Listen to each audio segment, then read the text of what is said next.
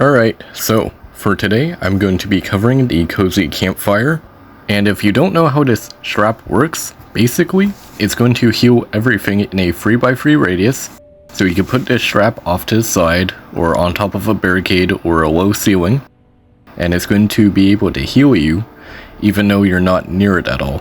This strap will passively heal you, your teammates, defenders, any animals you have that's tamed, and even survivors as well.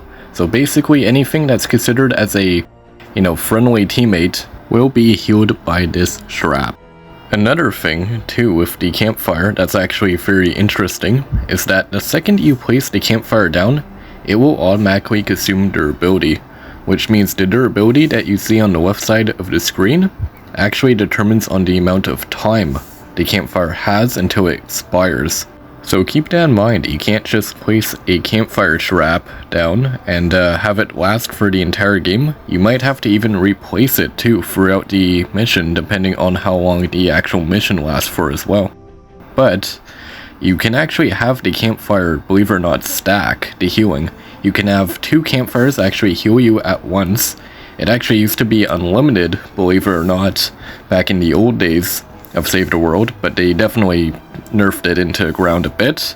But in today's video I'm going to be showing you that the campfire is still a very good strap that you can use in endgame zones, and in some scenarios can actually be a lot better than the health pad.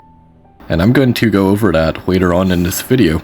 Alright, this is the loadout I'm going to be running, and let me go through it real quick. I'm running Base Cow in the lead. He basically just gives us really tanky structures, really nice to have. Blast from the Past, I actually kind of like it as a team perk, just keeps you nice and tanky, which is always really nice. We're running Power Base Knox for all mag repairs. We are also running Mega Base Kyle as well. He's really nice with connectivity for all of the different, mission types there are. We're running extra strap durability because of the campfires, because they are time-based straps, so that actually does help out quite a lot. And then we are running both Rex Jonesy and Priest Rick Izai to of course activate Blast from the Past. Rex Jonesy for extra range weapon damage, and Priest Rick Izai for that extra armor, which will keep us alive. And that is pretty much everything in the loadout. Let's jump straight into gameplay. So, I thought I would do something a little bit different today. I'm actually doing a Deliver the Bomb. So this is where the launcher is, and you can see here that I have my tracks going this way, all the way down here, down this hill, down another hill, and we just passed a spawn back there. There's another spawn right there, and then another one closer to the armory, and then it's basically a straight line from the armory back to, of course, the hill area that I was just at. And also, just ignore those tracks there. I started from the launcher to the armory and did not notice that you could just not place there because of that pile of dirt there, which kind of sucks, but it's not really a big deal because I could just build towards the west side, not the east. But other than that, let's talk about the escort, because surprisingly a lot of people don't actually like the escort for Deliver the Bomb, which I don't really blame them, because it's a little awkward to do. But I'm going to try and simplify it a bit. So first things first, I'm going to grab some defender pads. And defenders are very, very good for the escort for the Deliver the Bomb. Because if I were to spawn in a defender, I'm just going to spawn in this shotgun defender real quick. And I'm going to be using the Findertech Disintegrator with this defender.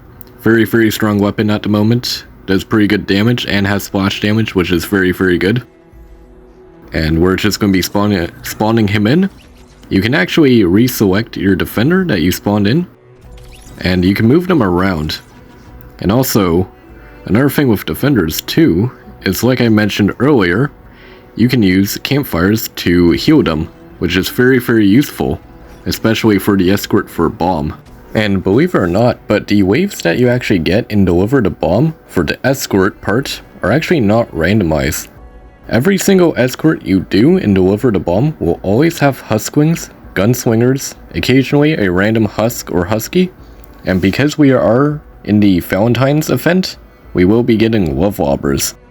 So a lot of those enemies you can actually just stall by having defenders out, because all of those enemies besides the occasional random husk or husky will just attack your defenders because they're hunters. So you can actually just use defenders to stall them out, and if they have a really strong crowd damaging weapon, they can actually just flat out get rid of them very easily. So right now I just started up the escort, and basically enough, the enemy that I'm prioritizing is actually the love lobbers, believe it or not. Out of all the other enemies, they actually will do the most amount of damage to your defenders because of how much damage the, well, I guess like smoke screens that they throw, and because the damage actually stacks with the love lobbers, they can do some serious damage to your defenders, so I actually do suggest prioritizing them over everything else. And then of course prioritize the regular husks and then huskies, because they of course will just walk straight into bomb, unlike the gunslingers and the husklings, which will just die by your defenders. Also, when you're escorting the bomb for deliver the bomb, the game will actually give you some random break waves, so nothing's actually spawning in at the moment too. And basically what you want to do during this part of the escort is think about where the enemies might spawn next, because it could actually be really important, because depending on where the enemies spawn next, you can just preemptively drop your defenders. So like right here, I think like the enemies might spawn like right here, and they actually they do actually spawn here. So basically now I have my defenders ready, so now when they of course spawn in, they're just going to get shotgunned and die, pretty much. But also, you might want to pay attention to, you know, where the bomb currently is as well, because you don't want to, of course, leave your defenders behind, because I may have accidentally done that a few times when doing deliver the bomb. But also, you should pay attention too to if enemies are also spawning from a different spawn as well, because depending on where the bomb is, you know, it could trigger enemies to spawn in a different place. So you could be fighting enemies in one spot, but, you know, have enemies, of course, like right now, you know, they're attacking the bomb because there's a completely different spawn just all the way up here.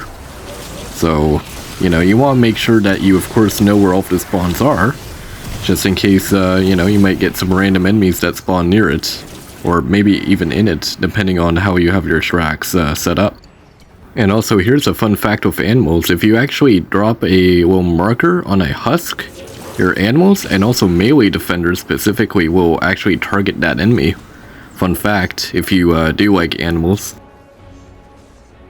But right now, there's actually no enemies spawning in. They might spawn in, and they actually do spawn in, when the bomb gets a little bit closer to the launcher. But if the bomb, in my personal opinion, is like a couple tiles away from the launcher, like 5 or so tiles away, I don't think it's really worth honestly bringing in defenders, you know? Because even though, yeah, the husks are technically 2 times faster than the bomb, because it will take a total of 3 seconds for the bomb to travel 1 tile, while it only takes around 1.5 seconds for a husk to travel a tile. If the bomb is just this close to the objective, in my opinion, I don't think it's really worth using traps or, of course, defenders. Just, of course, you know, stall out the enemies a bit, and just basically wait and chill until the bomb just gets to the launcher. And that was the escort. Not too bad of an escort. A little weird at times, especially with the second wave of enemies. But yeah, I'm going to, of course, skip until the main attack starts. So I guess I'll see you in a second. So this is the build I have. Basically, I got some 1-4 spikes. Yes, they are fully upgraded. I'm using them for damage, and I'm comboing it with some gas for some nice AoE damage. I got some sound walls with wall lights. Very nice combo. Just, you know, you have your wall lights alternating with your sound walls. They both have different reload perks, so they will be alternating.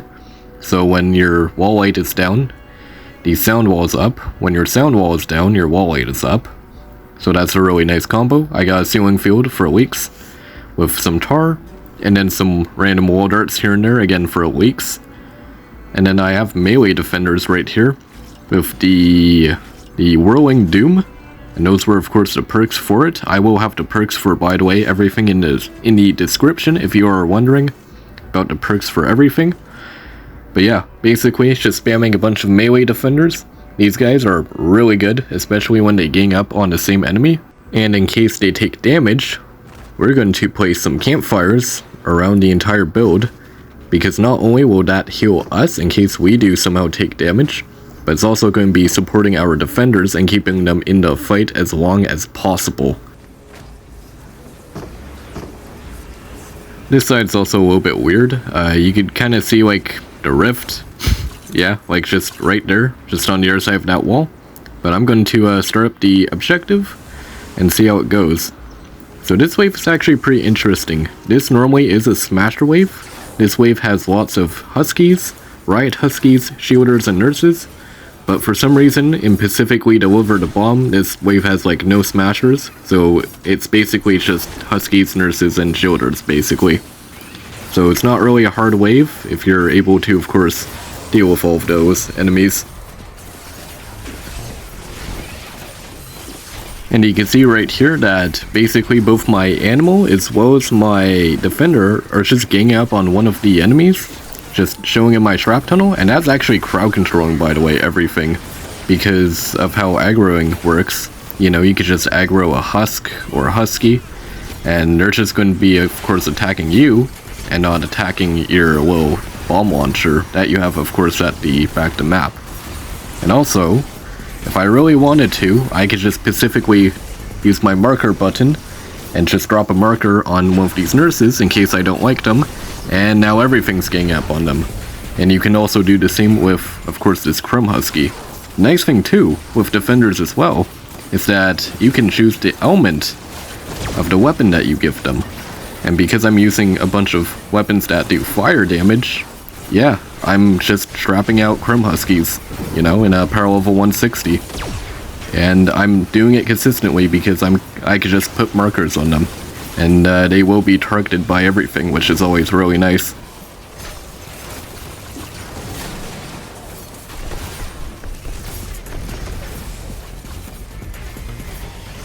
I might add a wall right here, just to, you know, give benefit a little bit to this wall launcher. Don't want them, of course, dodging that at all.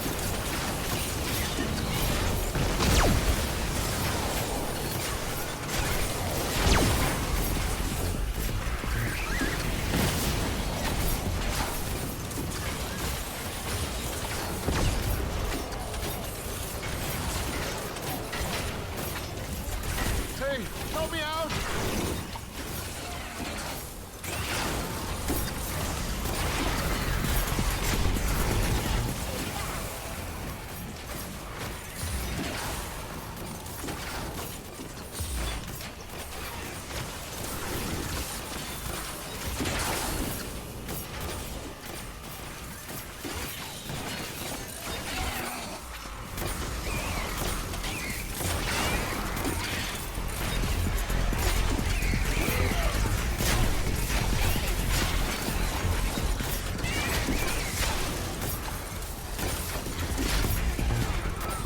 Bit of a shame right here. I actually had to use my weapon, you know, as I'm, you know, 3 minutes into actual defense. Had to actually use my weapon.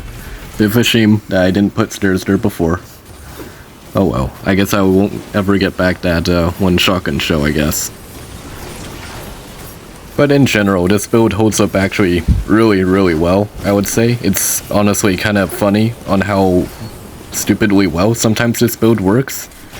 Because I was actually kind of grinding like 160s the other day, so that's why I kind of wanted to do like this video for Campfire.